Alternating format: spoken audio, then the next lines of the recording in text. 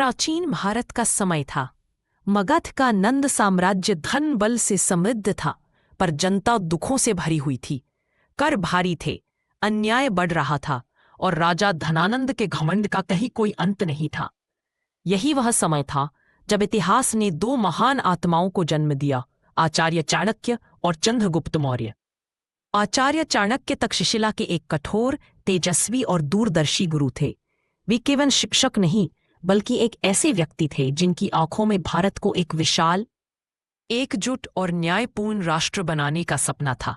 एक दिन उन्होंने तक्षशिला के प्रांगण में एक तेजस्वी बालक को देखा, चंद्रगुप्त। उसमें दिमाग की तेजी, दिल की बहादुरी और बात करने का ऐसा आत्मविश्वास था जो किसी राजकुमार में होता है। चाणक्य समझ गए, ये बालक सिंह बनने के लिए जन्मा है। उन्होंने चंद्रगुप्त को अपने आश्रम में रखा, उसे राजनीति, युद्ध कला, कूटनीति, नेतृत्व और राष्ट्र निर्माण की हर बारीक शिक्षा दी। चंद्रगुप्त दिन रात अभ्यास करता, उसके अंदर महानता का बीज अंकुरित हो चुका था। उधर मगध की जनता दुखी और निराश थी। धनानंद राजा जनता का धन लूटता और विरोध करने वालों को सजा देता था। चाणक्य ने यह सब देखा और मन ही मन प्रतिज्ञा की, जब तक इस अत्याचारी का अंत न कर दूं, मैं मगध की धरती पर एक तिनका भी नहीं बांधूंगा। यह प्रतिज्ञा ही इतिहास बदलने वाली थी। जब समय परिपक्व हुआ, चाणक्य ने एक योजना बनाई। उन्होंने उत्तर पश्चिम के विभिन्न गणराज्यों, योद्धाओं और जनजातियों को एकजुट कर चंद्रगुप्त की सेना तैयार की।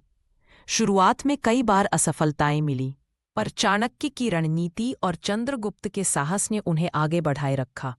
इसी दौरान सिकंदर की मृत्यु के बाद उसके सेनापति सेल्यूकस ने भारत पर नियंत्रण कायम करने की कोशिश की, लेकिन चंद्रगुप्त ने मजबूत नेतृत्व दिखाते हुए उसे हराया और उसके साथ एक संधि की। इस विजय ने चंद्रगुप्त की शक्ति कई गुना बढ़ा दी। अब मगध की ओर बढ़ने का समय आ गया।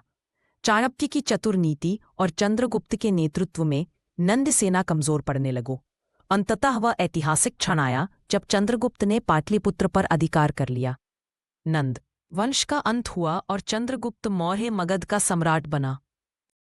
चाणक्य ने अपनी प्रतिज्ञा पूरी की और अपने केश बांधे। भारत को एक नया, न्यायप्रिय और शक्तिशाली शासक मिल चुका था।